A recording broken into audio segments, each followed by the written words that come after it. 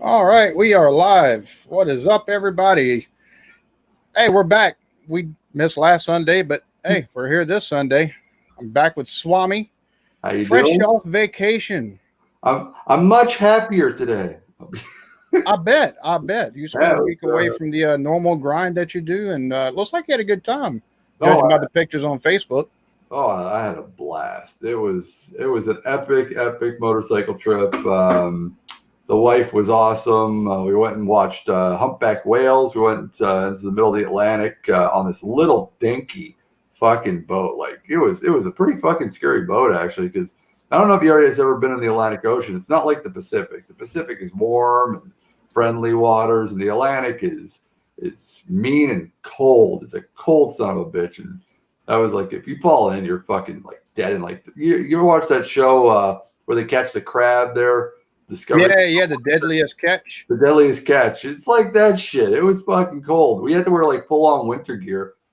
Um, Watching these fucking humpback whales, like it was freezing ass, and the waves were crashing up against because we were on this little fucking. It wasn't like a big boat. It was maybe about 15 feet of a boat there, and there was about 20 of us on there. All definitely no social distancing going on. That's for sure. It's like we were all like packed on that little fucker, and but it was great. I've never seen fucking these enormous fucking creatures that like make you feel tiny. Fuck, it was just like they were twice the size of the boat, and they were swimming under the boat and coming up right next to the boat, and they weren't fucking shy at all. They were they were playing, and I put up a video on my YouTube channel on Malted, Montreal. You can go check it out where you see one of them just jumping out and like putting on a fucking show for us and shit. It was great. It was like SeaWorld in the like nature. They were like jumping around and shit. It sounds like that sounds like was pretty freaking awesome. I that's something I've always wanted to do is take and go see whales Yeah, swimming and stuff like that. That's I think everybody is really loves big animals, like elephants and whales are like the two bucket lists. Like everyone wants to do the safari where they go to Africa to see the African elephants, or they mhm. want to see whales, or swim with whales. And I think it's like we need to feel smaller than something. You know what I mean? Like as humans, so we like these massive animals because it's just like they make us feel like okay, we're not the biggest thing out there. And that's why we love big, great white sharks and shit like that. Like anything that's big is like you're just naturally in love with as a human being.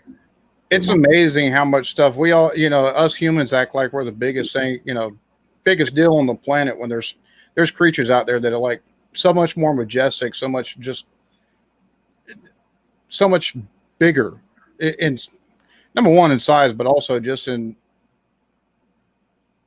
we're just a part of the ecosystem like they are. We just too dumb sometimes to keep everything looking like it should around here. So did you go on? I saw you went on a vacation too with your family, a little trip there. Yeah, we took and went. Let's see, it's been almost a month ago now, but yeah, we took and went to Alabama, and we visited my mom. We got to spend time with her and her husband. And my mom, about 2 months ago, 2.5 months ago, she actually had a stroke. She took and went to bed with a bad headache, woke up and like couldn't hardly talk or anything like that. So she's doing a whole lot better since that stroke has happened. She can talk most of the way normal. You can tell when she starts tripping up and getting aggravated because then she starts putting words together that don't quite go together to form a sentence. So she has to stop herself and take a breath and then kind of, take and do like that. And it's nice seeing her. This is the first time in like 2 years I've been able to take and get down there to see her. And we took and spent time. Thankfully, we went and seen my sister's grandparents.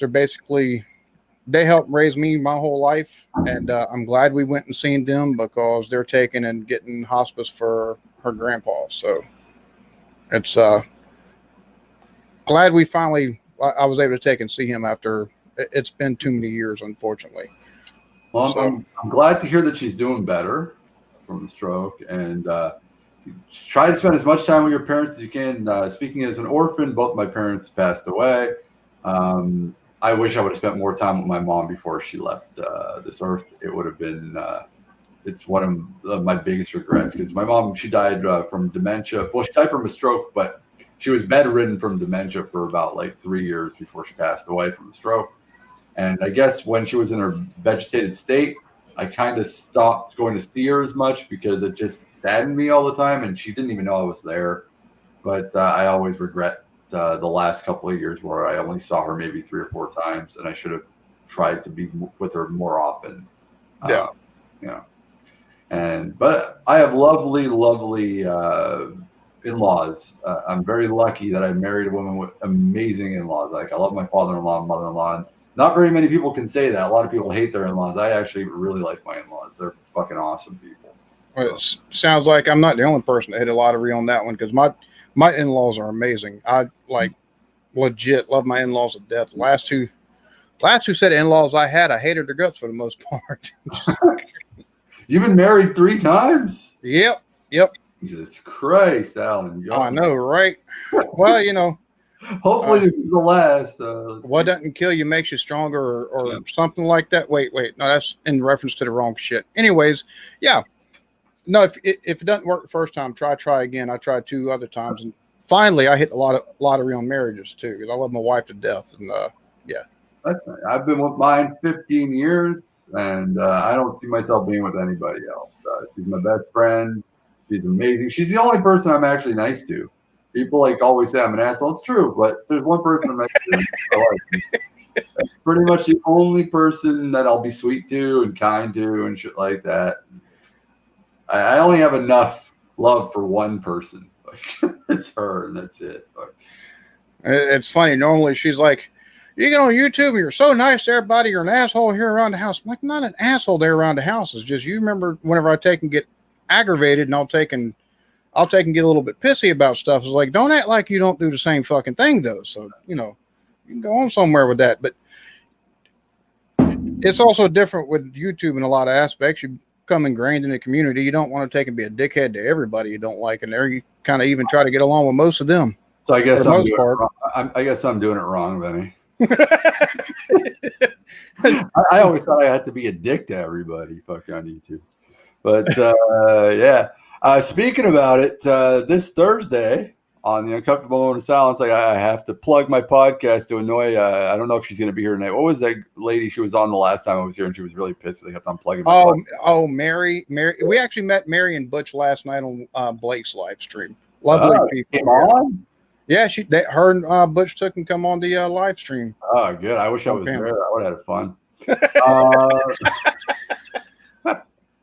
I got the WWE WCW zone, so I expect everybody who's watching right now go subscribe to the Uncomfortable Moment of Silence podcast. The T for the, U for uncomfortable, M for moment, O for of, and silent S podcast on YouTube. I'm going to have Bobby Blaze from the WWE WCW will be on the program this Thursday. And Alan, who's subscribed to the channel already, saw the last episode 2, which we had Rhino 39 on. And that was a fucking blast having those guys on. So we're having a lot of D-lister celebrities on the Uncomfortable Moment of Silence podcast over the next couple of weeks. So they got nothing to do. It's COVID, so they're coming on YouTube a lot. Celebrities need to feel loved. Yeah, exactly. They need something to take and fill their downtime as well, seeing as all the craziness. I'm trying really, really hard to get Savage Henry on. And if you guys don't know who Savage Henry is, after this show, go look up Savage Henry on YouTube. He's this crazy, weird rocker from Saskatchewan in Canada that like sings songs like 2 in the Pink, 1 in the Stink. Oh God. I love titties. Sluts are awesome. Just like the creepiest, weirdest songs ever. And they're always just a bunch of like really dollar store ragtag strippers in his videos. And he wears like a ski mask and his band. And they're just like, I really want to have him on. He's like an interesting motherfucker. And I want him on the show so bad. He fits exactly what the ethos of the channel is about. It's just about freedom of speech and being a total fucking cock knob in a world that doesn't want you to be a cock knob anymore. So Yet the world doesn't really seem to like people that are outside of the ordinary and just kind of, put stuff out there for shock value, just for shock value's sake, just because people might find it as funny as they did when they put it out. Like I said today, a lot of people liked my quote today where I said, just be yourself. Everyone fucking hates you anyways. That's what I meant by it. It's like, yeah, I seen that. I was like, that's about the truth. The only people that actually like you are family, and that's only because they have to. And even actually, they don't have to like you. They love you. They don't have to like you. So even on family, a lot of times you're fucked on that deal. Thank you very much, Julie, for subscribing. Much appreciated. And also, you can see here one more shameless plug. This hat here, Malted in Montreal, new gear. Go to the swaglife.com and pick yourself up a beautiful fucking cap, and people can look at that and say, "What the fuck is a Malted in Montreal?" You can be like this dickhead Canadian I took and run across one time. Swami motherfucking Swab. That's what it is. So for those of you that have been watching, I put 2 links in the chat so far.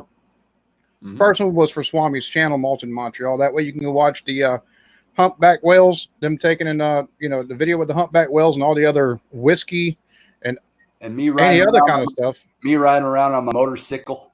Exactly. I did the Route 66 in 2018. There's some old video of that, and this is the new one.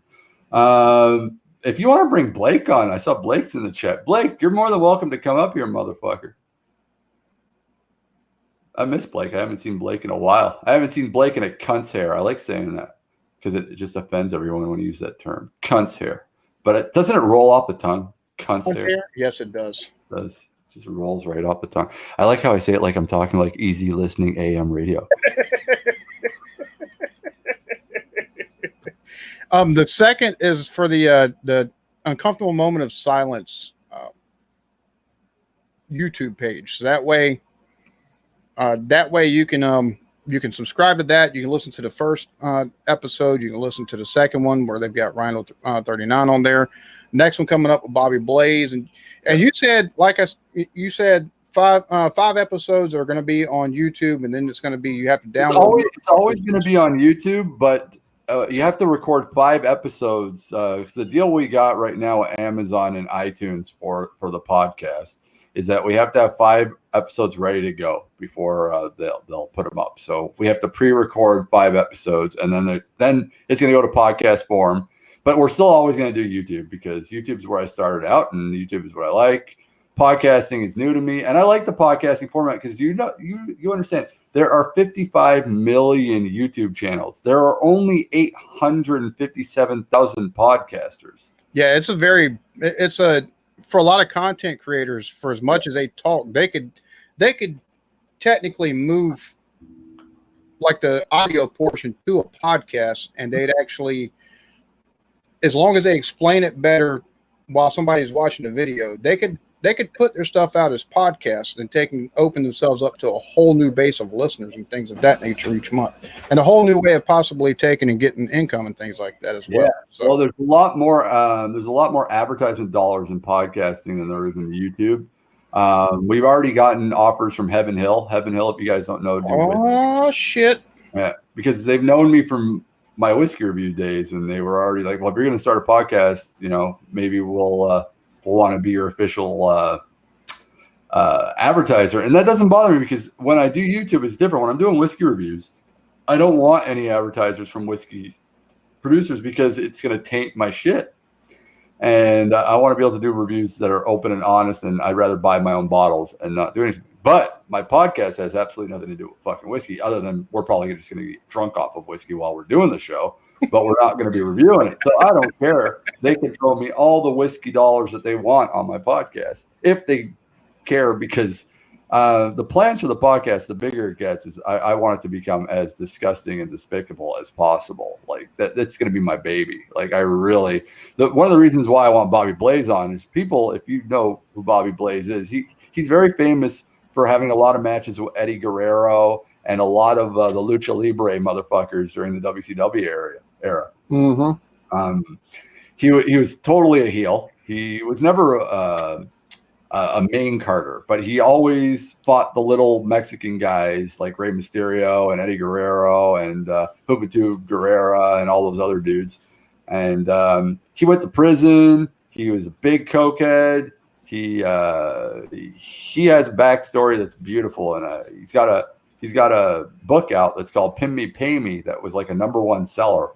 And we'll be talking about that on the podcast, and we'll be definitely going into depth about prison sex and cocaine and all the rest of that shit. We're not going to be talking. We'll talk a little bit of wrestling, and if people have any questions that they want me to ask Bobby Blaze, by the way, because I know a lot of you guys love wrestling, send me those questions pre the show, either on my Facebook, either on my Instagram, or either on my Twitter account, and I'll ask them.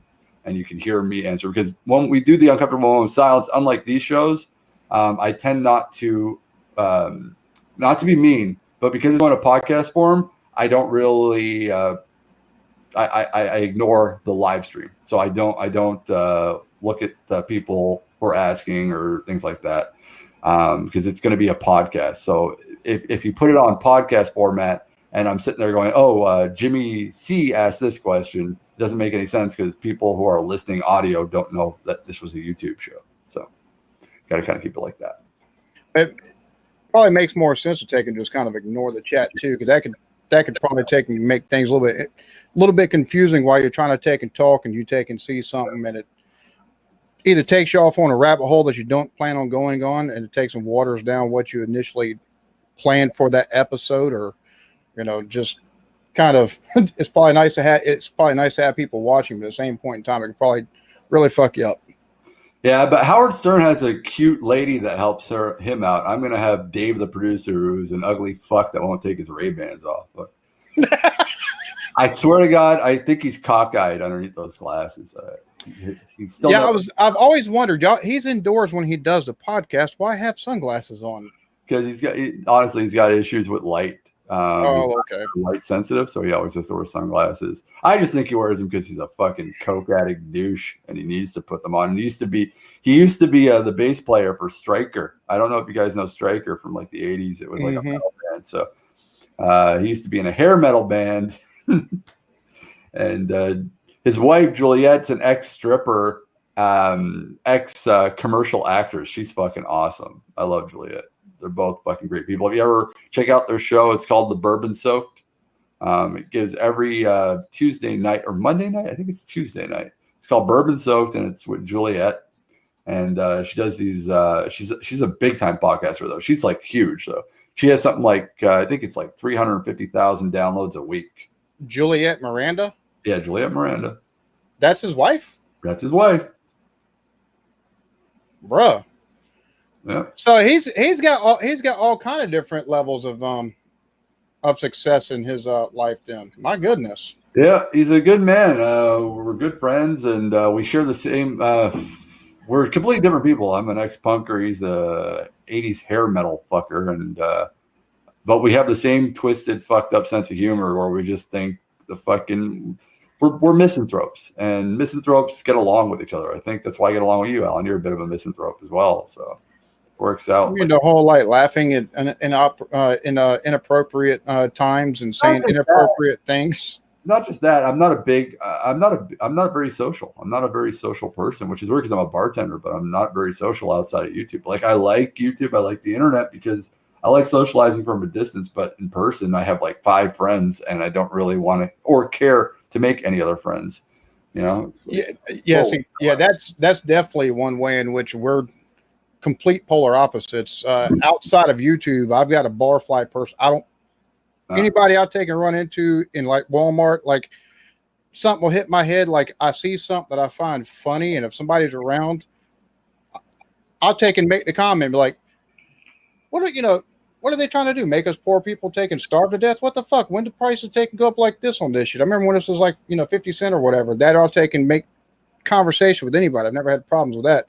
Right. But now, as far as like, on the other hand, with the barfly personality outside of YouTube, like my brother lives like 2 minutes up the road. My stepdad lives 10 minutes up the road. I've got all kind of friends and stuff like that around here, but I stay to myself.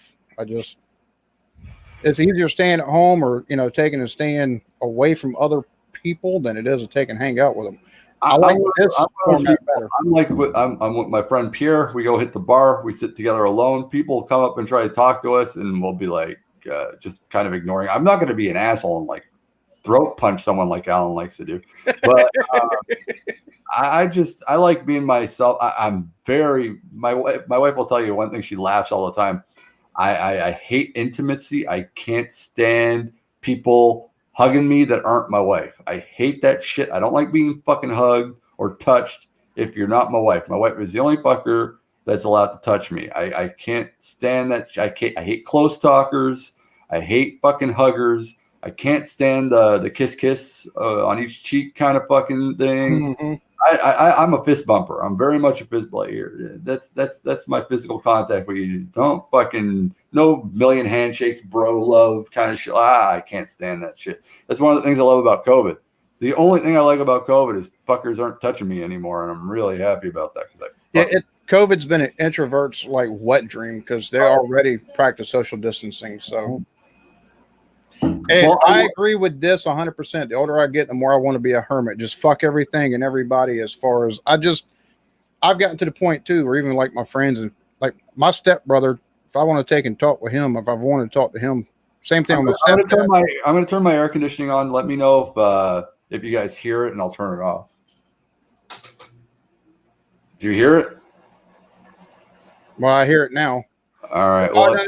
It's fine. It sounded like the fan started up, and then I don't hear nothing. So, all right.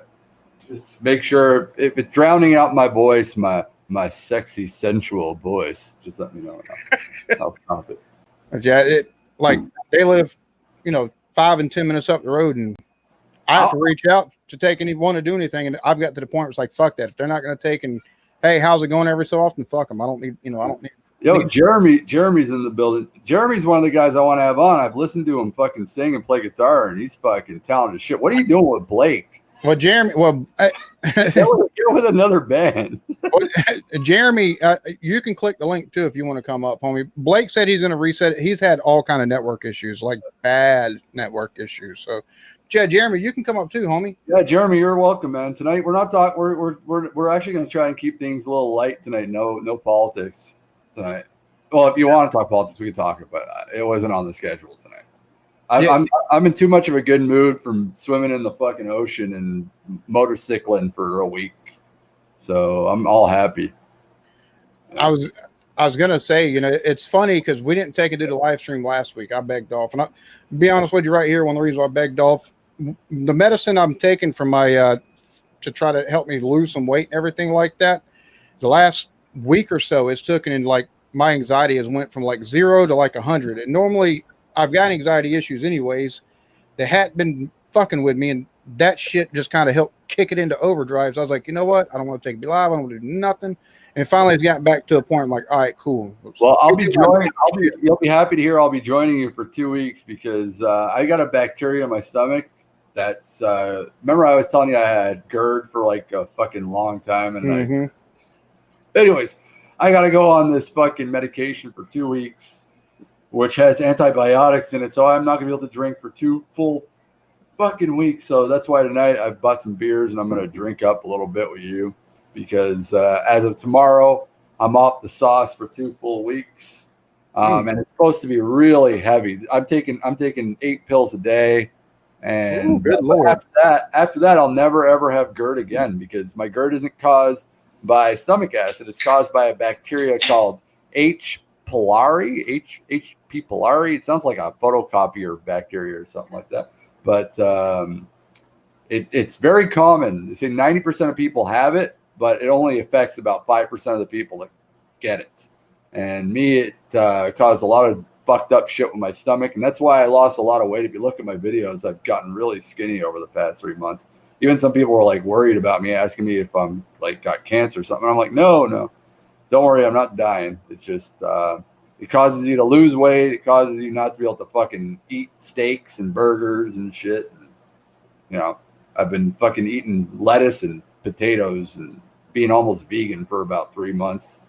But after this 2 weeks, he said it'll be about maybe a month, and I'll be fully recovered, and I'll be able to eat fucking filet mignon and hamburgers and whatever the fuck I want again. So You'll be able to eat the stuff that's normally associated with being a man. Yes, sir. No, no more will I be eating the food that food eats. Oh my goodness. I fucking miss meat. My wife was she was like sad for me this week because we were in the Atlantic fucking with the best seafood on earth, and I was having a hard time eating my fucking snow crab, and she was like, "Oh, poor you," and I was like, "Fuck, man, this sucks." I'm like, I'm in the best eating fucking area in the world, and I was like, can you put my crab in a fucking blender and blend it into a smoothie for me, please? Because I can't fucking eat this shit. I was like, Dude, that does sound like it sucked. That I'm from the Gulf Coast of Alabama, so I grew up right on the Gulf of Mexico.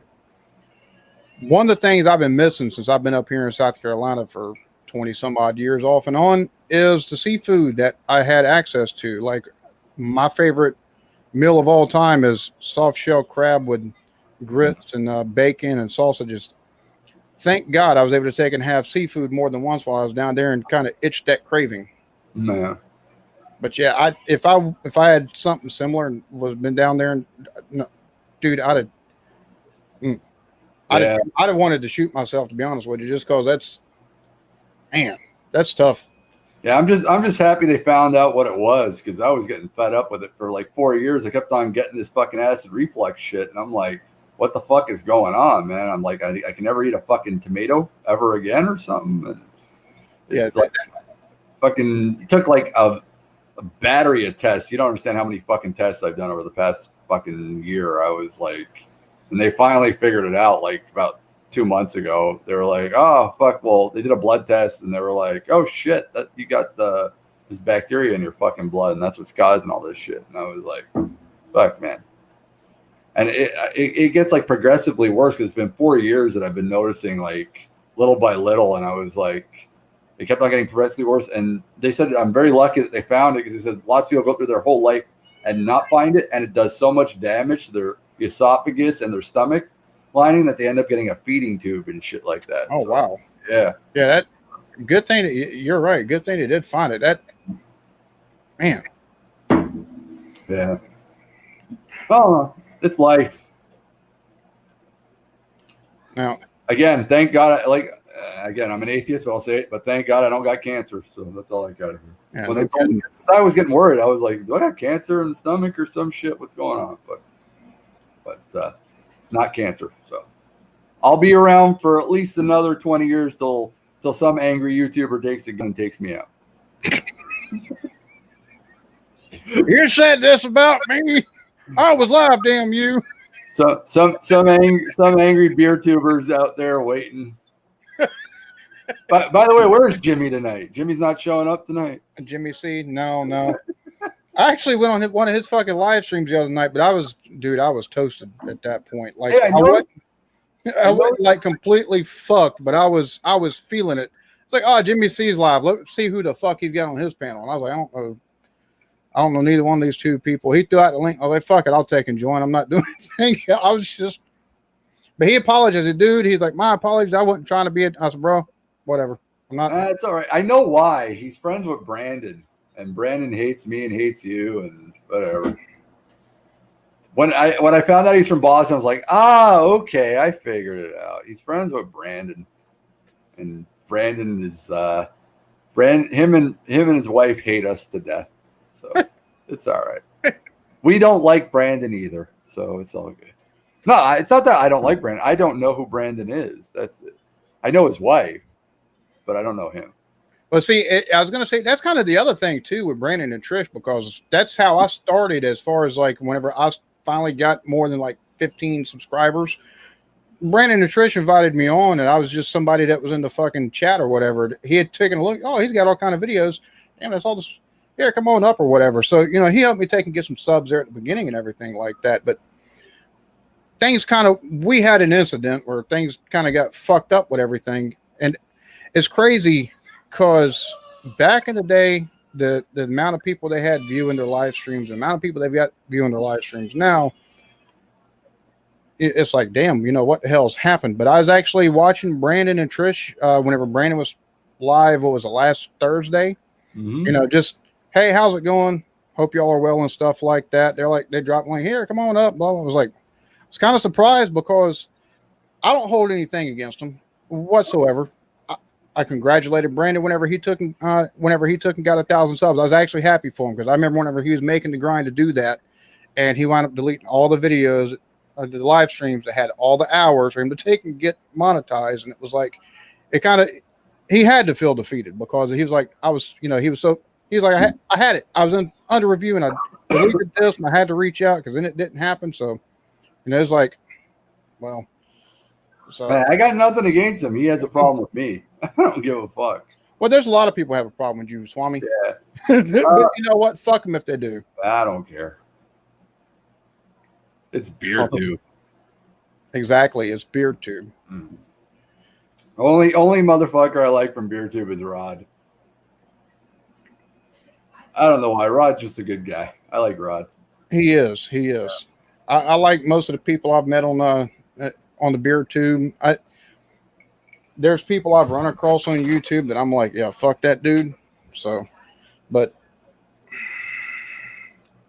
I'll be honest with you, I'm kind of glad I took and switched up my shit the way I did from being a beer reviewer to something else because it's such a, and this is one thing I wish people that start on YouTube will take and realize is, because everybody's like, oh yeah, I'm gonna take and get monetized and blah. Depending on how niche your niche is that you get into, if you got like a niche and then you go micro niche, like you go beer and craft beer, when then you're putting yourself in a certain subsect of the population, most of those, you got to figure how much that subset might actually watch YouTube for that specific niche that you're in, and then quantify probably by about 4 or 5 years just to figure out how long it might take you just to get to that 1,000 subs, much less the 4,000 watch hours. So I got something I want to talk about. Are you gonna go get yourself a new bike in a couple of weeks? You gotta get yourself a motorcycle because there's gonna be a lot of really, really cheap motorcycles out on the market in about 4 weeks. Right? I'm buying myself a nice Harley. I've never. I'm gonna be honest with you. I've never driven a motorcycle. Yeah, but Sturgis, there's 10,000 bikers. All I knew where you was going with it. Not wearing masks. I hope they made their wills before they left, because I'm buying myself a brand new fucking bike in a couple of weeks. I'm looking at a 2019 Road Glide, and I don't want to spend more than $4,000, and I think it'll be really, really easily available. No, they'll be fine. They'll be fine. It's 10,000 peaceful biker protesters. They're good to go. Not wearing masks, all hanging out together. Did you see the video? There's some of them fucking on their bikes while driving on the street. What happened to the Republican Party? The party of family values. I was like, shut the fuck up, you hypocrite.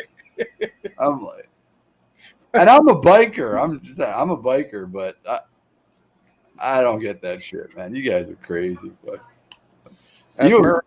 America. That's what you gotta say, America.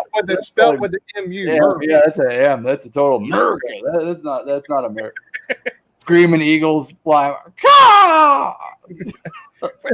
I tell you, we're like the people. I can see taking a looking from the outside in. Like it's been said, you've got to take and feel like we're, y'all are living above a meth lab, expecting it to take and explode at any point in time. Yeah, but they're trying to get in the fucking country. Like I was talking about this last week. Everyone's getting mad at me, and it was proven. They're using the fucking Alaska loophole to sneak into fucking Canada, and now they're even using the rich fuckers, the ultra wealthy, are using the private jet loophole. Because you can't use commercial flights to get into the country, but you can still fly here on a private jet. So there's a lot of Americans that have wealthy and a lot of income that are using private jets to fly into Canada. And they're like using the G6, I think that's what's called. The rapper song called a G6. Yeah. Yeah, they're using their G6s to come in, fuck. So yeah, all these Bezoses and all these motherfuckers are all going to be living in Canada in the next 3 months, and it's doing good here. The total amount of cases in Canada for the last week is under 1,000 fucking people for the entire country. So we're starting to beat this shit. See, the problem here is, like, you got places like Florida where, they're like the third or fourth most populous state in the fucking nation, and their cases are rising because their governor was like, no, don't have to wear a mask or whatever. Then you got places like California who have been under basically a stay-at-home order since the beginning of this shit, and their cases are rising. But the cases are rising because they've locked in their fucking houses for 6 months, not able to go nowhere, and they finally said, fuck it, we want to take and go out. They're breaking the fucking order. Yeah. But listen, I'm not going to lie. Wearing a mask is fucking annoying. It is, but I do it. And I do it because my aunt passed away, as we talked about a lot show, and I'm not going to lie. It's not fun. I agree. Washing my hands 30 times a day sucks. Wearing a mask sucks. But you do it because you care about the people around you. Even if I don't even like the people around me, I don't want them to die. So, and it only works if everybody fucking does it. And it's proven. It was proven in fucking New Zealand. It was proven in fucking South Korea. And it was proven in Japan. And it's being proven now in Canada. It works. But everyone's got to just buy into it and just fucking do it, man. And I know it sucks. It fucking sucks. All week this week, I'm wearing a fucking mask everywhere I'm fucking going. And, like, it sucks, man. You always got to, like, every time I touch my face, I freak out. And I'm like, oh, fuck, I touched my fucking face again. I'm like, now I got to wait 5 days to find out if I got COVID or some shit.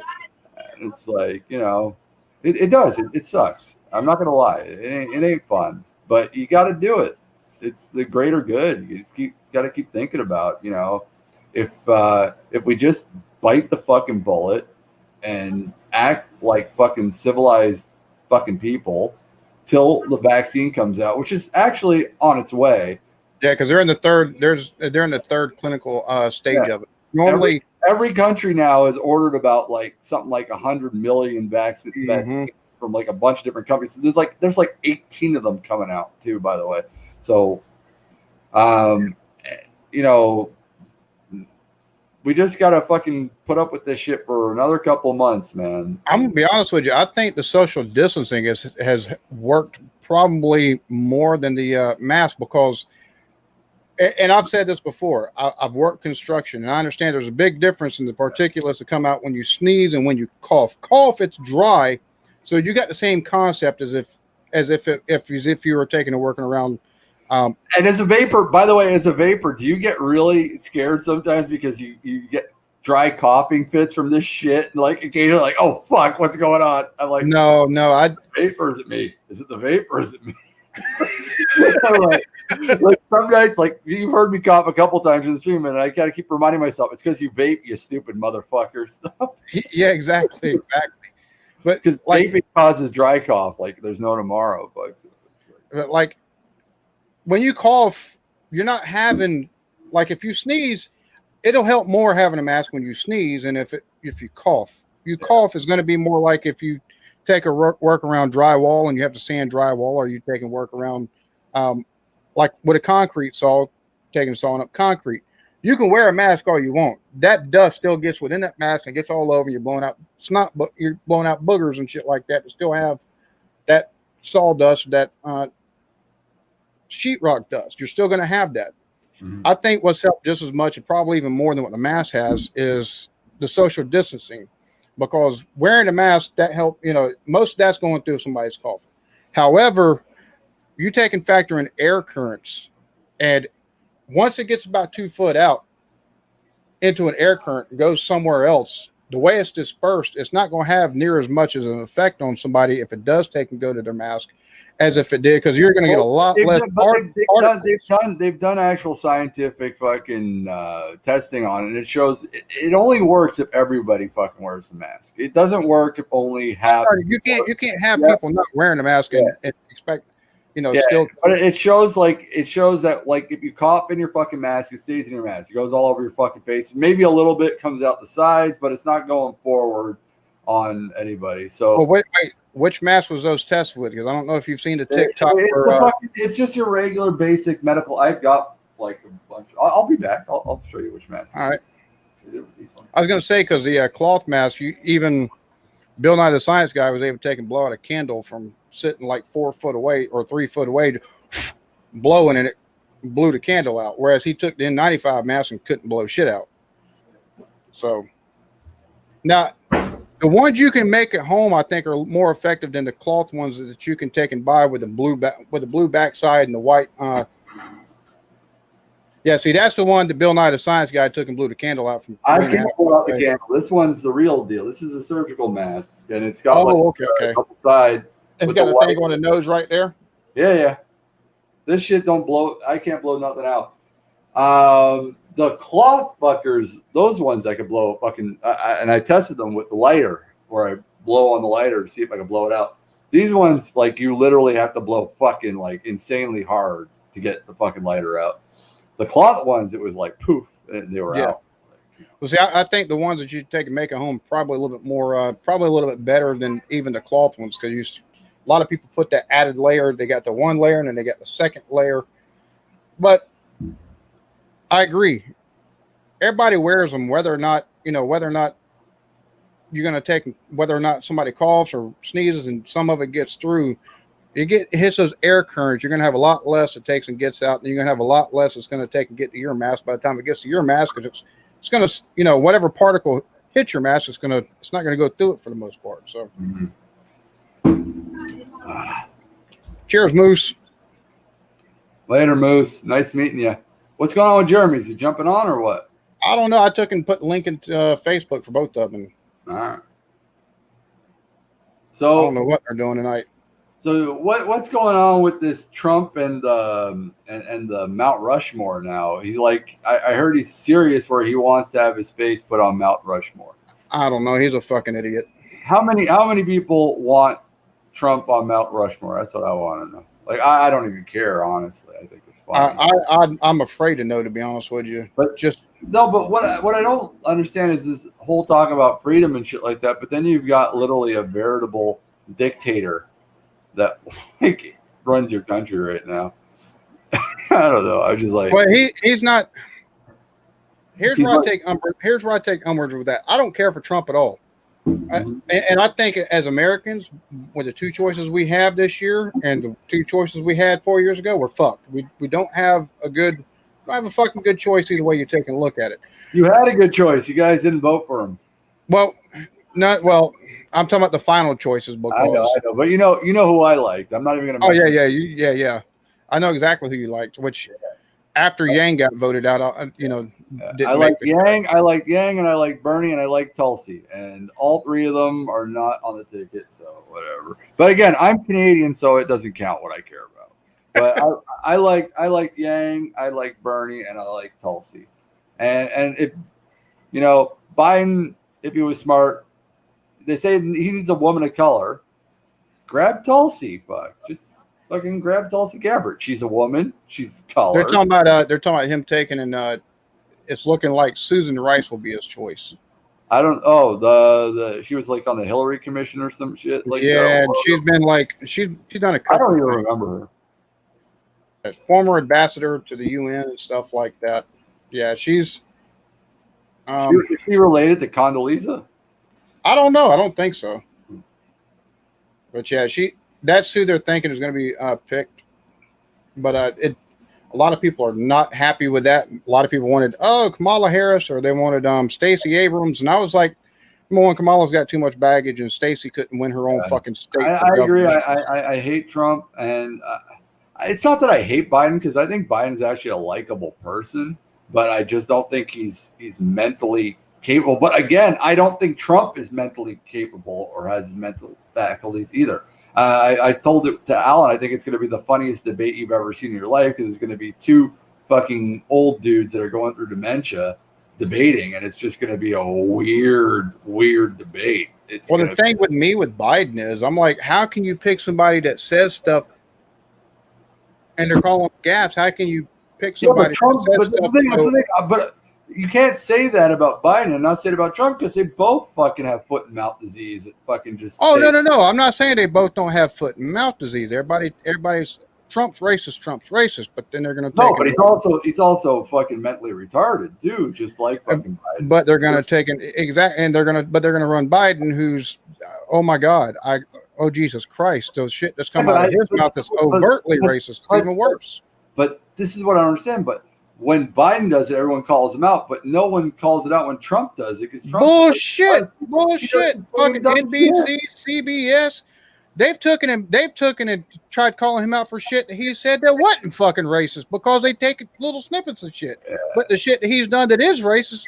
All I know is I listen to both of them and they're both fucking stupid. I agree. I know Biden's gonna win unless it's fucking cheated. But I'm not saying he's gonna be good. But the only good news about Biden is that you'll probably only have him for 4 years, and then it's gonna be or 6 months. It'll be his VP. So yeah. It all counts on who Biden picks for his VP because you're pretty much going to be electing the VP. Oh yeah, what you're looking at. You're not. I don't think you're actually electing Biden. I think you're electing his VP. And if he was smart, he'd pick Bernie, but that's never going to happen. In my opinion, I agree. He'd either pick Bernie or he'd pick Yang. Yeah, but it won't happen. It's gonna be a woman of color. And not that I have anything against that, by the way. Just letting you know, it'd be cool. I like, again, as I said, I like Tulsi a lot. I think Tulsi's fucking awesome. But there's a slew of, Stacey Abrams, I don't really know too much about her. She lost Georgia. Yeah, but she lost Georgia because of a lot of, from what I heard, there was a lot of cheating going on for her to lose Georgia. She took and got over, what was it? Almost 100,000 ballots they took and found in the back of a fucking Honda Civic hatchback, fucking discounted by a judge, and rightfully so. A week after the election, I find that it's like, come on now. I don't know. I've heard there was a lot of redlining and there was a lot of tomfoolery. Is the word I use. Well, you get that regardless of who the party is, because Democrats can go all the way. Oh yeah, Republicans with their gerrymandering. You take and watch whenever a Democrat gets into, they both fucking do it. And that's part of the problem in this country. We've got two political parties that are fucking. They're both corrupt to the fucking core. Yeah. They don't give a shit about the fucking people whatsoever, and nobody wants to take and vote third party to get them to the fucking point of 4 or 7% to take and actually make it viable where they get federal funding. Honestly, I don't know enough about American politics to care this much. I just think that it's just I just can't help but think that anything a fucking turd sandwich is better than Trump at this point. It's like the only thing I can think of. Like it gets like what this week with the Mount Rushmore news, and I was like, really? I was like. You take and pay more attention to it than I have the past week and a half, 2 weeks. I've been like, fuck COVID, fuck politics, but yeah, and that's one of those things. I will say the one thing I take umbrage with people taking going, oh yeah, they're being authoritarian. Oh, Trump's authoritarian. No, he is. I think he is. No. You take and look at the places where places like Portland, where people are like, oh yeah, they're being authoritarian. You take a look, and you take and go to places like Oregon Live, and you take and look at the fucking timeline of what the fuck's happened in that city, and the fact the city's had to take and dole out over $20 million fucking dollars because of damages. Fucking businesses have lost over $20 million due to physical and fucking lost revenue. That's libertarianism. All right, that's small government. That's what you want. All the Republicans always talking about small government, libertarianism. That's libertarianism and small government in action right there. Where they fucked up. It's just not. Listen, it's just not the powers that be that are in control. It's the people that are in control. So the difference. Here's the difference. The difference between anarchy and libertarianism is rich people, and anarchy is the people. All right, and so you can't get angry at anarchists if you're a libertarian because you're a fucking two-faced son of a bitch. So you cannot say, oh, look at these fucking anarchists and what they're doing when you're a fucking libertarian. You want the exact same thing. The only difference as a libertarian, you don't mind. You're not going to take it. You're not going to take and do anything that's going to take and affect other people. So an anarchist taking and going through and actually fucking up somebody's business and making it where they got to close down and they lose money. No, That's Libertarians fuck up other people's businesses through capitalism. That's how libertarians do it. They will fucking eat other fucking businesses alive. But at that point, then they're not libertarian. At that point, they're not libertarian, no matter what the fuck they claim. Well, I honestly, but there's no true libertarian. I'm very fucking annoyed with libertarians. All right, like libertarians only want their shit their way, and they're always talking about small government and shit like that. But then they complain when the fucking people do exactly what they're fucking doing. And again, do I think what's happening in Portland's fucking cool? No, but I'm not an anarchist and I'm not a libertarian. I believe that, and I've always said this, I'm not a fucking socialist. I believe in a lot of social aspects, programs, and activities. But I think you need a guiding hand. I think capitalistic fucking society, I'm for capitalism. I like making money. I live a very comfortable lifestyle. I have a lot of fun and I like making money. But at the same time, I don't trust fucking corporations. Corporations need a guiding fucking hand by government. And I'm very, very happy I live in a country that only has 7 fucking banks, not 7,000 like in the United States. All right. And see, that's part of it. We had government that took and actually guided the fucking corporations, because we've got antitrust laws, we've got monopoly laws. Trump destroy all those fucking. Oh no, that's been going on since long before Trump. What the fuck, goddamn, under Clinton they deregulated the fucking banks. Under the fucking Republicans they deregulated a whole host of shit fucking before Clinton. So it's more than just Trump. This is shit that goes back 40 and 50 years in this country, where they stopped taking and doing the antitrust. They stopped doing the doing the monopoly stuff unless it benefited the fucking government or the corporations that were raising hell against it. It's as simple as that. We live in a we don't have democracy, or we're not really a republic anymore. We live under corporatocracy in this country. We got corporations and big pharma that take and write the fucking laws here. Well, again, I've talked to you about this, Alan. I like Gary Johnson. The only problem with Gary Johnson is that he's not educated outside of the United States, and he's a big fucking pothead. He says some really dumb shit sometimes. It's too bad, because I really think he's a nice guy. Like, I honestly do. I listen to Gary Johnson and I'm like, he's not a horrible person. He's just kind of dumb. It's too bad. He reminds you of Dan Quayle from the fucking 80s. Like, it's just like, we need to give Gary Johnson the potato test. Can you spell potato? But I like him as a person, because he's pro legalization of all drugs. And he's got very liberal minded feelings. But at the same time, he's got a lot of conservative feelings economically, which is kind of like my bag. So I kind of liked him about that. But then when he couldn't, he didn't know what Aleppo was and a bunch of other things. And I was like, oh, Gary, come on. Get your shit together, man. And that's the problem with libertarians. Well, see, I think the problem with Democrats is they've left the actual Democrats behind. They're pushing and they're accepting more far left, like actual socialist and Marxist ideals. They're not accepting. They're all corporatists. Republicans and Democrats. Oh yeah, they're full of corporatists. They're pretending and they're placating the progressive movement. And again, I have issues with the progressive movement, and I talk about it all the time. So to every motherfucker that tries to call me a fucking socialist, hippie, or whatever, you obviously don't know me and you don't watch my fucking show. Because I go after feminists like there's no fucking tomorrow. And Alan is my witness and knows that I'm fucking mean against the progressive left. They hate me. All right. The progressive left people fucking hate me. They call me a Nazi, and I'm Jewish and they call me a fucking Nazi. So whatever. I don't really care. But they're like,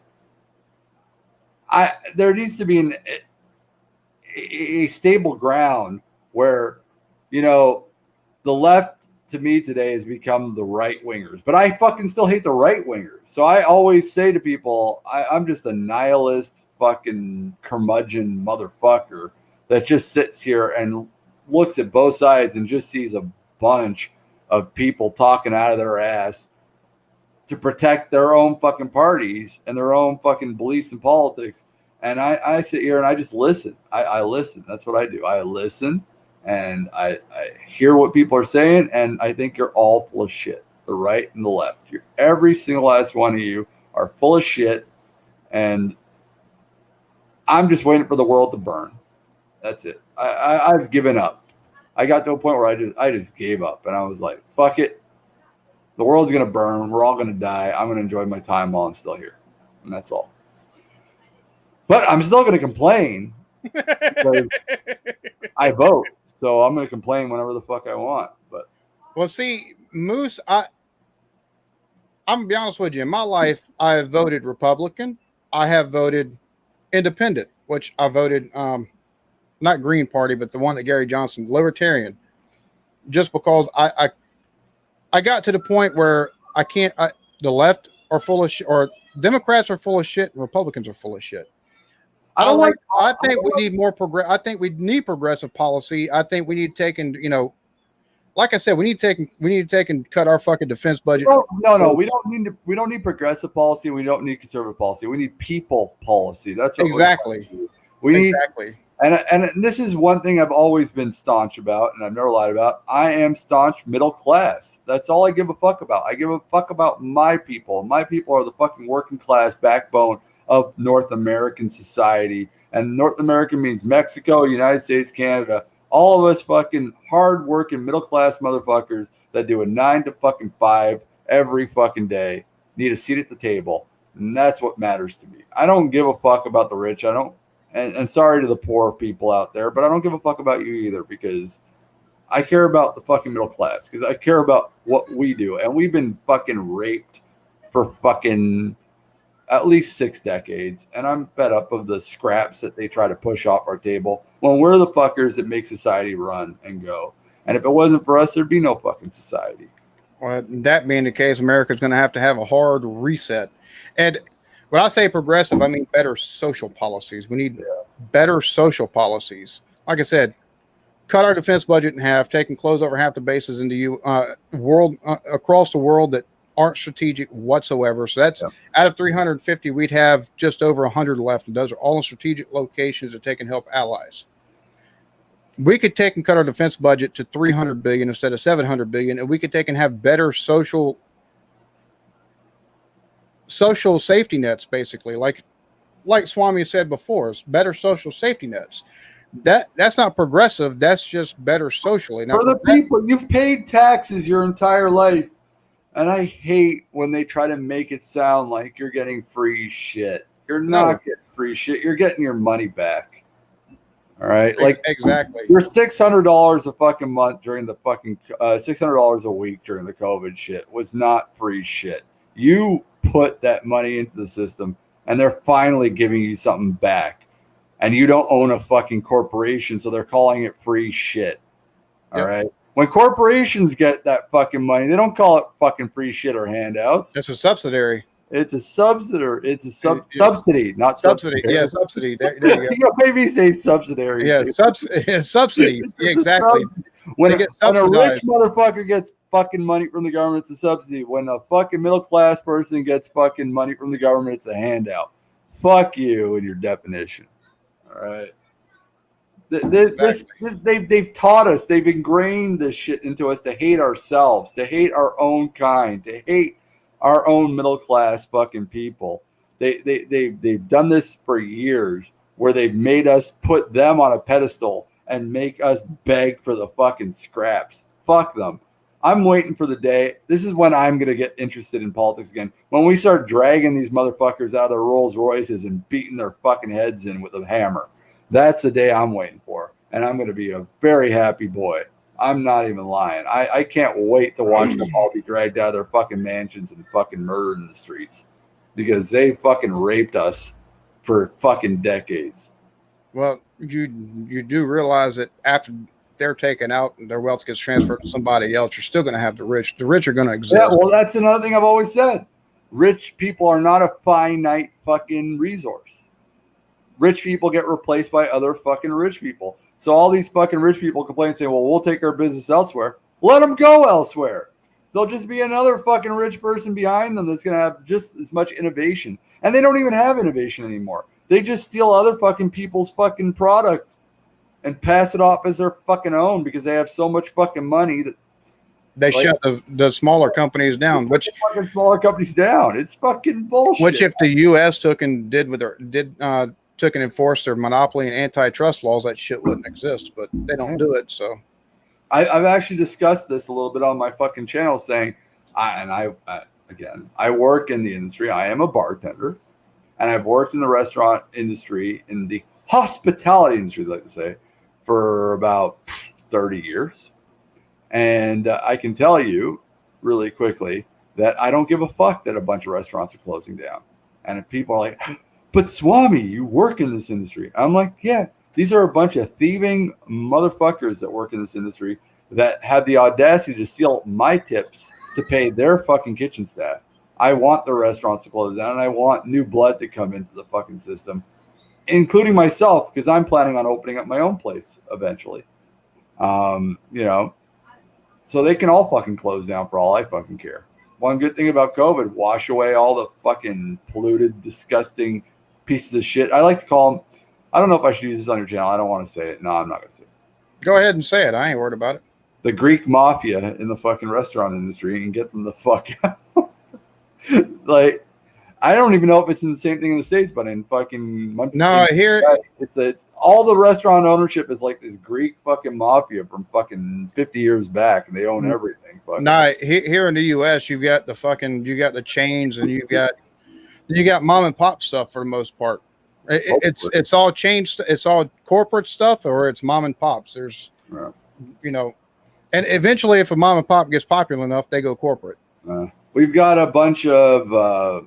They're not a union. They're just a bunch of restaurant owners, but they're the ones that own like the main percentage in my province, and they are like when there was like laws are coming out for COVID to protect your kitchen staff and protect your fucking wait staff. They were all pissed about it, and they were like, "Oh, well, now we got to spend money on hand sanitizer and fucking masks and shit." Wait, wouldn't hand sanitizer normally be part of what the fuck you provide your employees because you want people? They were like complaining about anyways. Shit. They were complaining like there's none of our like, "Oh, well, then we're gonna put a COVID tax on the bill at the end to charge the customer." And there was a fucking post this week where they were showing in the United States restaurant owners putting a $6 charge on the menu, saying buy your kitchen staff a round of beer. What a fucking load of horse shit. All right, first of all, do you really think that $6 that you're going to spend is going to go to fuck no staff? No, it's going into the fucking pocket of the owner. This was an American thing. I saw it, and I was like, no way in hell. Like, because every good-hearted person like myself and you will give that $6 thinking that it's going to go. It's not going to the kitchen staff. No. It's going right into the owner's fucking pocket. That's like an extra $3,000 a week that the fucking owner is pocketing to pay his kitchen staff. So he doesn't actually have to pay his kitchen staff out of his own fucking pocket. Yep. You know? God damn. Which I think here in the U.S., I think the way a lot of stuff is done here in the U.S. as far as restaurants are concerned, they need to take it instead of taking it. If you're going to take and have people on $2.30 an hour because they get tips, I think nationwide there needs to be 15-20% gratuity for every check, regardless if but that way people can't take and sneak out of a fucking tip for people. I don't think there should be any fucking tips. And I work in the industry. I'm telling you, it should just be a straight up $25 fucking hour. You round it out to what the daily average is for a fucking waiter and a bartender, and it usually comes up to about $25 an hour. So you just fucking do a straight up salary of $25 an hour, and if your employee sucks, you fire them. And that's all. All right? No more of this fucking have to fucking suck the dick at every customer that comes into a fucking restaurant. You have to be polite. You're in the service industry. You work. All right? You deal with it. But no longer do you have to fucking like lick Karen's titties every time she fucking walks in and with a fucking attitude and shit like that because you got to beg because you're making $6 an hour and you're living off your fucking tips. All right? So you have to be like this fucking cunt bitch comes into the goddamn restaurant giving you shit for fucking an hour, even though you're not the cook. All right? As a waiter, you don't cook the food. You fucking bring the food to the table. But if the food is not cooked correctly from the kitchen, you suffer as a fucking waiter because the kitchen fucks up. And then you got to be apologetic on behalf of the kitchen. Take all the shit from this fucking dumb bitch that's just too lazy to fucking cook at home. So she's taking her kids to fucking IHOP or whatever the fuck it is. And she thinks she's the little, I'm sorry saying she, because there's a lot of he's too. There's a lot of he Karens. I don't know what you call a he Karen. But Kens, I guess. Yeah. Kens and Karens. They like to fuck with people because they have no power at work. Their bosses treat them like shit. Their fucking wives and husbands treat them like shit. Their kids treat them like shit. So they're like, well, I'm going to shit on the fucking service industry staff. And they're like, in their head, they're like, well, you know, if they went to college, they'd have a better fucking job. A lot of these motherfuckers went to college. I went to fucking university. That shit right there. I'm working it because I like bartending. That shit right there pisses me off to no fucking end. People that take and go, oh, they can learn a trade. Oh, they can go to college, get a fucking degree. Fuck you. If you believe that taking and going to college or taking learning a trade automatically guarantees you a job, I got the fucking bridge to fucking sell you in goddamn Arizona that has views of the fucking Atlantic Ocean. Fuck off of that shit. Yeah. We had a 2% fucking unemployment rate here in the U.S. and they could not find enough people to take and do fucking construction work. Yep. They couldn't find enough people to take and be fucking doctors. They couldn't find enough people for most of the fucking stuff that you see in the world or that you see in the States.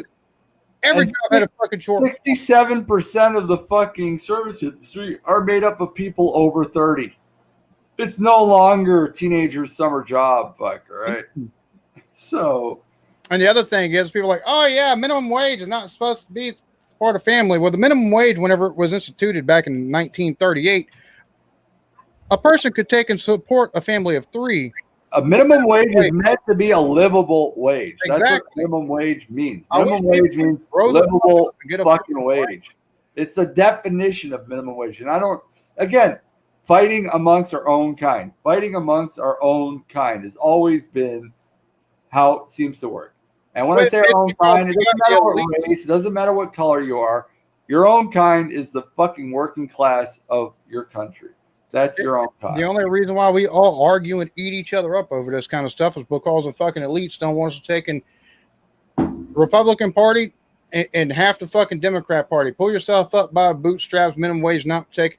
Fuck you. That's exactly why the fuck it was taken and instituted back in the fucking days. Make sure people could take and live off the fucking wages they earn. Fuck you. Fuck you for taking and having generations of people take and believe that minimum wage is just a fucking entry level. Minimum wage is entry level, but you should still be able to take and support yourself off of it.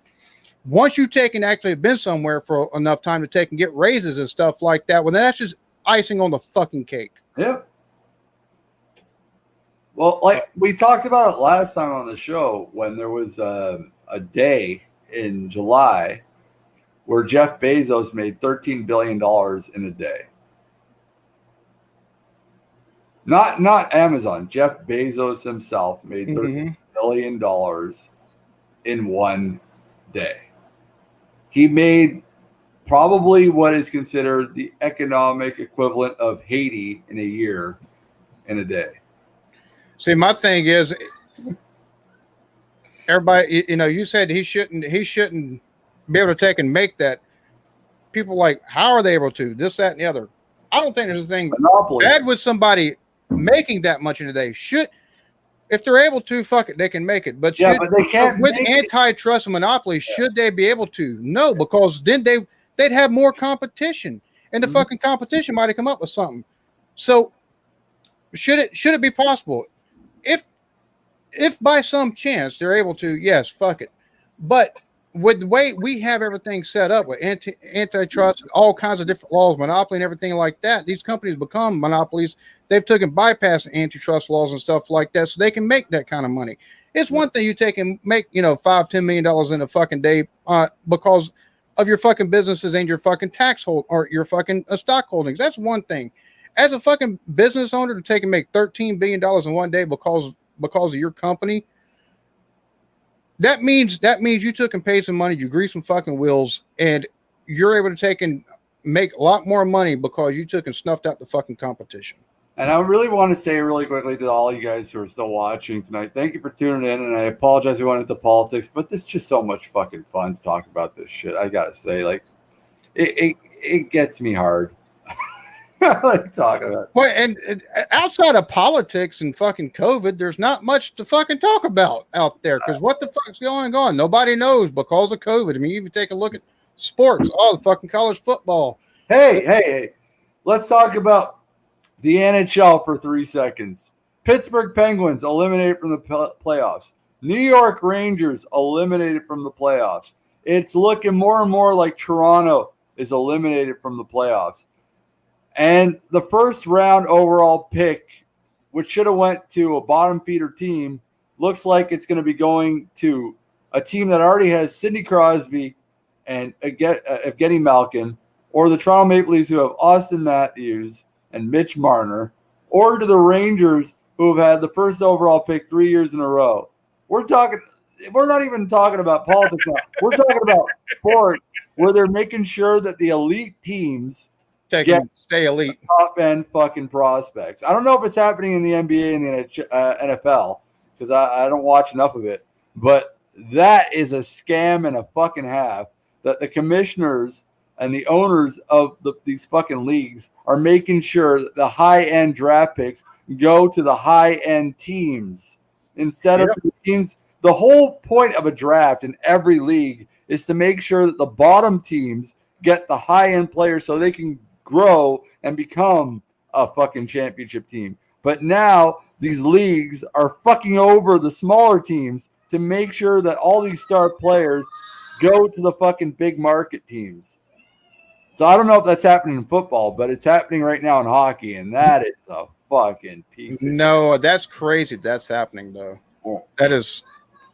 Oh my goodness. Moose Gal, I'm gonna be honest with you. I think more people need to talk to each other, and I think more conversations need to be had because everybody's going to have differences of opinion on political stuff and basically life in general for the most part. Yeah, me and Alan totally 100% disagree on electoral college. Fucking, we're still friends. Like, I think I'm for fucking destroying the electoral college. He's for it. But it's because we won't get into it. Damn, we differ on opinion. Yeah. Shit, like, I agree, but you could have a conversation with 90% of the people out there, and you're going to take and disagree. You could disagree with 75% of what they say. There'll be at least 25 or even 80, even 85%. There'll be 10, 15, 20% of stuff they're going to take and say. You'd be like, I can agree with that. And the thing about it is, here in this country, you've been led to believe, everybody either thinks this way or they think that way, and everything is fucking cut and dry that way. And it's just not the case. And that's the reason why we have what we have in the U.S. right now, because, oh, you're a Republican. Fuck you. Oh, you're a Democrat. Fuck you. And it's like, I've said it two monolithic fucking mountains clashing up against each other and two sides of two different coins. They're the exact same fucking thing, fighting for the exact same fucking thing, just for their own fucking people. Because one side carries a card that says, fucking, I'm an elephant, and the other fucking side carries a card that says, I'm a fucking donkey. Yep. And you know what? At the end of the day, we're all the fucking donkeys and fucking elephants in the fucking room being fucked over by fucking two fucking pieces of shit. So think for your fucking self. Completely agree on that one. I've said that I don't know how many times. You take even look at policies they pass. Yeah. Them Republicans like, oh, Democrats want this, that, and the other. That's no fucking good. And they'll take and turn around and they'll pass something the exact same fucking language. They'll just take and put some in their porn bill. I'm not a fucking liberal. I'm not a conservative. I'm a fucking independent thinker. Yep. I read. Yeah, exactly. I think that's actually probably a good point to take and just kind of. And next go around, we take and start off with all the craziness that was going to happen this week in the Julie, I'll agree with you halfway on that. It depends on the opinion. Like I will agree on differing opinions. That's not a problem. There are certain things though that you kind of have to draw a line in the sand on. All right, when it comes to blatant racism or fucking blatant homophobia. When I mean homophobia, I like to joke about gay people like everybody else and shit like that. But I mean blatant like hatred of like a minority or a fucking group. If you literally just like hate them, then I probably can't be friends with you. But I still believe in humor.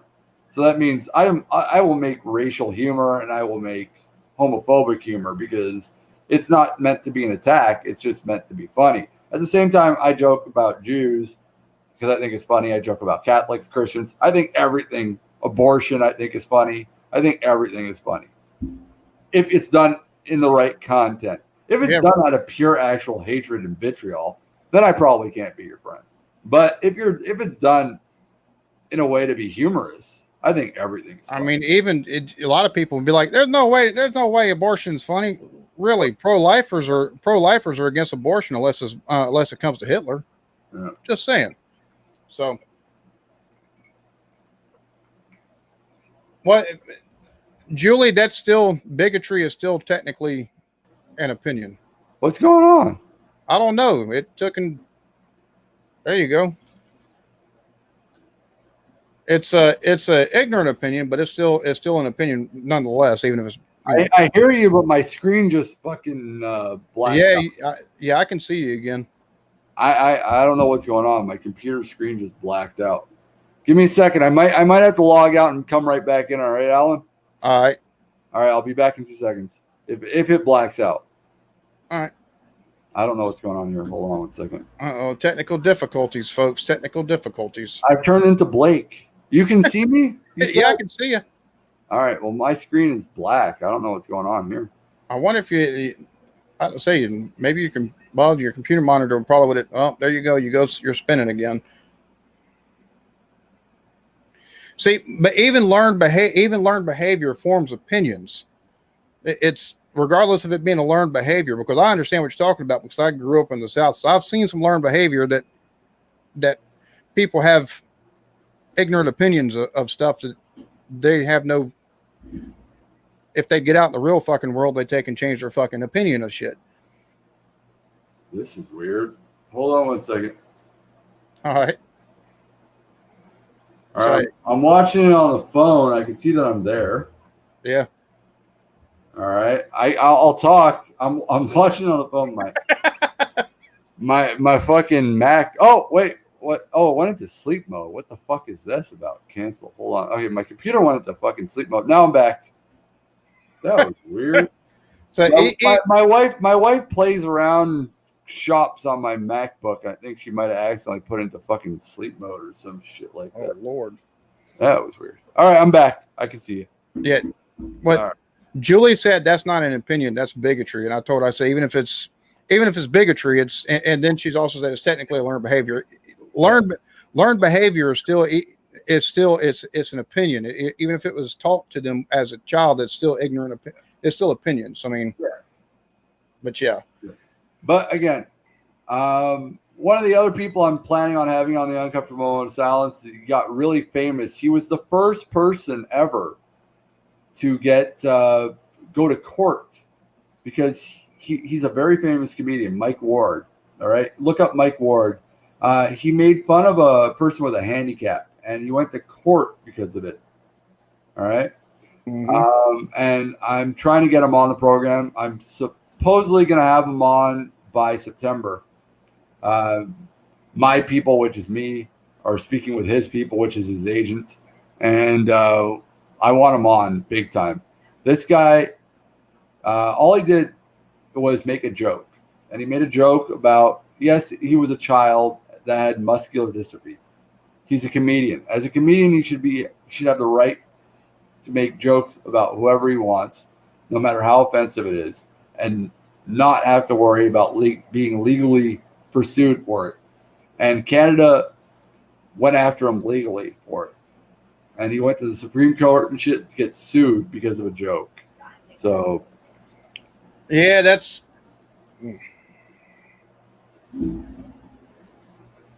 That's one of the things, because you can be taken to court for jokes and stuff like that in places like the UK as well. That's one of the things I hope never makes it over here to the US.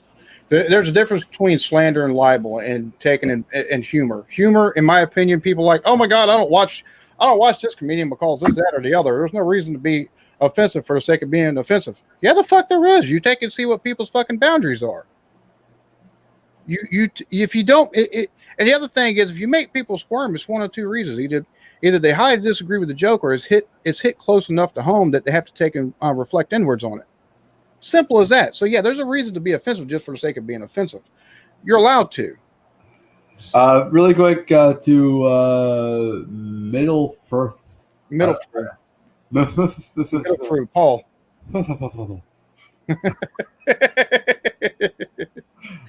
Tell my enemies I'm not worried. I sleep fine at night. I'm not scared. I'm fucking my YouTube enemies. Oh god, I love that.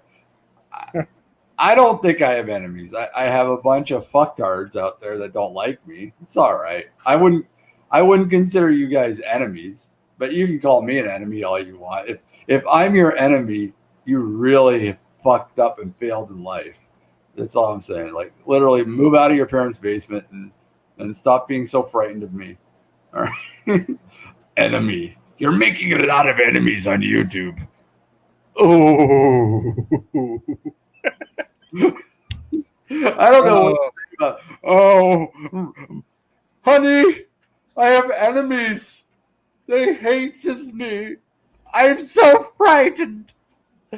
Paul's beer reviews. He's very, very mad at me. What am I going to do?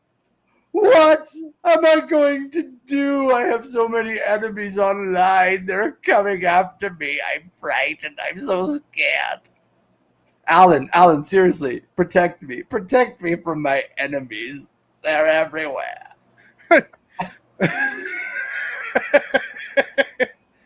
Enemy is not really a strong word. Enemy is not a strong word. There's fucking. I'm making so many enemies. How many arch nemesis do you have? You're like the higher ups of BeerTube. They're all after me. I won't be able to buy Pabst Blue Ribbon anywhere soon. Pabst Blue Ribbon.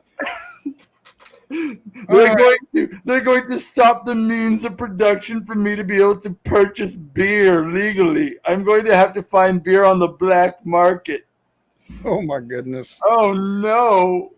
How will I live if Hop's Beer Reviews doesn't like me?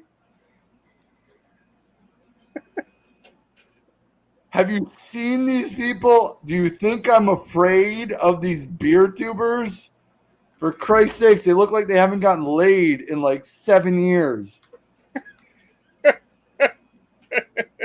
Bunch of fucking pussy bitches in BeerTube. I'm so frightened. I really am. I don't even care. Fuck. God damn it. I'm making a lot of enemies. Good. I don't like them. I wouldn't even say I don't like them. I don't know them. They mean nothing to me. The fucking Kleenex that I wipe my dick off after I bang my wife means more to me than their opinions of me. How's that? Please pass it on. The more you know. Da, da, da. Brought to you by Swami. Yeah. Enemies is a strong word. No, enemies make you think of. No, enemies don't make me think of war. I mean, that's one of those social constructs, kind of, where people think enemies and war and stuff like that. It just makes me think of somebody who doesn't fucking like me, which, whatever. Listen, I don't care. I've literally made this so clear. If you want to be my friend, if you want to be on my channel, cool. I don't give a fuck about your YouTube little dramas. You can place me as your fucking evil villain all you want, BeerTube community. It makes me fucking happy because it makes me know that I am causing you distress. This French, Canadian, Italian Jew, makes you fucking quake at night and gives you nightmares. And all that does to me is give me lubricant to jerk off every night in your tears. And it's like, it's a beautiful thing that I know that I cause you this much fucking stress in your life because you don't cause me any. I literally don't think about any of you at all. I talk to Alan, I talk to Blake, I talk to Rod. They're friends. If you don't like me, no skin off my nads. It's all good. And I think Alan knows when I say this, I mean it. Because he's seen me go after you guys live on air. And I don't care. And in private hangouts too. Yeah. So I ain't afraid of you motherfuckers. So yeah. Seriously, you guys look like the kids that sat in the front of the class while I was in the back throwing fucking paper clips at your head. So it's really hard for me to be afraid of you. Mary, can we go back to politics, please?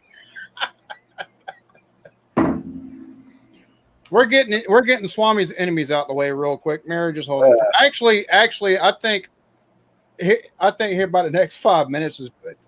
I think 15 minutes ago, where we were at that point was probably the perfect spot to kind of end it. And next week we can talk about whatever kind of crazy shit, because there's more crazy shit that's going to happen. It's just 2020. There's no crazy shit. I just thought it was fucking funny that. Oh no! I'm not talking about that. No, that comment was funny. I was like laughing. I was like, they're like, I'm listening to Swami. I like you, but you're making a lot of enemies. And I was like, oh yeah. No, to me. Alan, listen, I don't even know about these enemies. If it wasn't for Whiskey Scout, Alan, and a few other people telling me about this shit where they do streams about me and stuff, like, Alan remembers the day when I found out people were doing streams about me. I was like, really? I got a big smile on my face, and Alan thought it was like the creepiest, perviest smile ever. And I was like, I love it. I was like, awesome. It's like, no. What's the term there? No advertisement is bad advertisement, or no? Exactly. Yeah, exactly. Yeah. No news is bad news. It doesn't matter. Yeah. It generates buzz regardless. Yeah. People are still talking about you. Exactly. Let people know what they're missing. They're missing the most fucked up, crazy motherfucker in the world. Go subscribe to the Uncomfortable Moment of Silence. Exactly. I think you like getting. We do like getting people to think on here. That's one of the reasons why we were going to end it earlier. But with the comment from Paul, which is Middle Fruit, which Swami felt like addressing the fact that he does have people that don't like him in the beer tube community, and fuck them, whatever. They have reasons to not like me. I've been a bitch to them, and very openly honest about it. Is I just don't care about them. And Alan has seen me go after one of them personally, right live on air, like to his face, not behind his back, right up on him.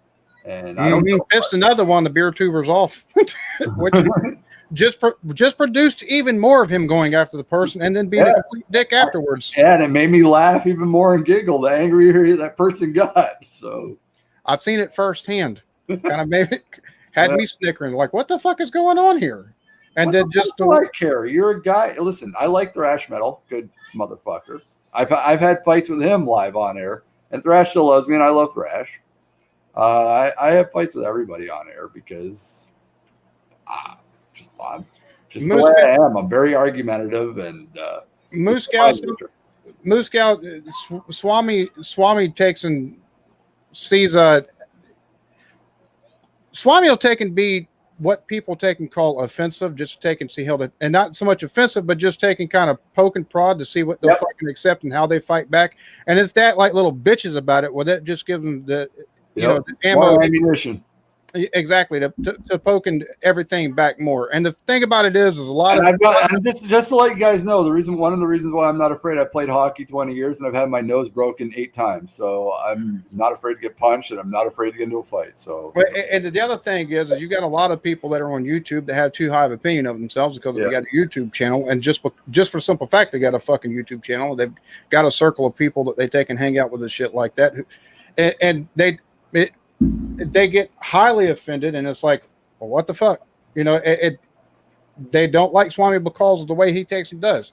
But if you're taking, poke back at Swami, he kind of. I never get mad. I've never been mad. The only time I've never seen him mad at nobody. Even with fucking Jimmy. Jimmy went after me. Alan got mad, and I was like, Alan, calm down. I'm not mad. Well, I wasn't mad at him so much for the shit with you. He took and made some comments towards fucking Lone Star and shit like that, because Lone Star said something. He's like, well, it's not my, it's not my fault your channel sucks or whatever. And I was like, bruh.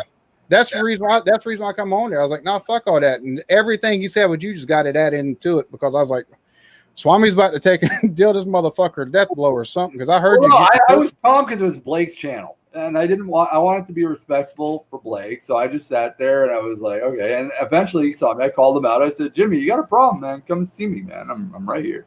Oh yeah. Listen, Jimmy. No offense to Jimmy, he's not the most intimidating looking motherfucker on the world. There, I was like, he looked like the guy. If you ever watched that South Park episode where they play World of Warcraft, the fucking. I don't know what he had like the fucking hand thing on there on the chair, like. I love Jimmy to death, but he does kind of remind you of the kid that has to wear the fucking cone and the fucking sparkly helmet on the short. I don't know. I was like, I can't. But Jimmy's entitled to his opinion, and it's cool. Like, and then me and Jimmy talked afterwards, and we were laughing our ass off. He's a nice guy. I'm still here. Just seeing what makes Swami tick. Yeah, enemies might have been the wrong countable noun. No. Blame Canada. Exactly. So they're all welcome. They're all welcome on my channel anytime any of these people like Brandon and Trish, or is it Trish? What's Brandon's wife's name? I call her Karen. Trish. I call her Karen because she looks like Karen. It's Trish. She looks like she treats waiters like shit. Like literally, I look at Trish, and I see her, and I say like, God damn! Every time she walks into a Walmart, I bet everyone runs away. They're all like, oh God, she's gonna ask to speak to the manager in 5 seconds. But they did something really cool 2 years ago, and I'll always give her credit for that. 2 years ago, they went through Boston, and they made a bunch of food, and they were handing out to the homeless people, and that's one of the reasons why I kind of liked her channel for a little while. And I told her, I think they do. I think they do that every Christmas because I know they did it last Christmas too. And I thought that's fucking awesome, and I'll give her full fucking marks and credit for that. That shows me a lot of heart and a lot of love, and I thought that was really sweet and cool. And she brings her kids with her, so she's teaching her children to be I'm kind of drunk, philanthropic, teaching her children to give to people that don't have, which is fucking a good thing to teach your children. So I'll always give them credit for that. But when Brandon went all about his 401k with me when I was on the Christmas special, and that's why he didn't like me. If you guys want to know why me and Brandon, I don't hate Brandon, but why Brandon hates me is because I told Brandon he was going bald. And just to show you guys, I'm bald. All right. I've lost my hair. I wear a hat so that people don't know I've lost my hair. Brandon's going bald, and I pointed out that Brandon's going bald on a live stream. And Brandon got really offended about that and like cried. And then the day later, Trish started telling people that she fucking hates me and blah, blah, blah, blah, blah. Because I guess her husband couldn't get it up that night because he was like all impotent from knowing that he's going bald. So that's why Brandon hates me. Just so everyone understands why Brandon hates Swami. And that's cool. I poked the bear. Sorry, Brandon, that you're losing your hair. Oh shit! But that is the actual reason why Brandon hates me, because we got along, and I never understood why. And then I was told by a friend of mine, a friend of the channel, that Brandon didn't like me because I pointed out that Brandon is slowly losing his hair, and I'm 42, and I told Brandon I think it's like about 31, and I said, Brandon, you're going to be me in about 7 years, and he got so depressed, and I was like, no. Oh, good Lord. Brandon, you hooked up with your wife before, and Brandon, if you shave your head and you don't have a bicycle helmet shaped head, you'll still be able to get laid. So stop being so sad. You'll get over it. Alex, Bo. No, but also, Brandon, you have a 401k you keep bragging about that has tons of money in it.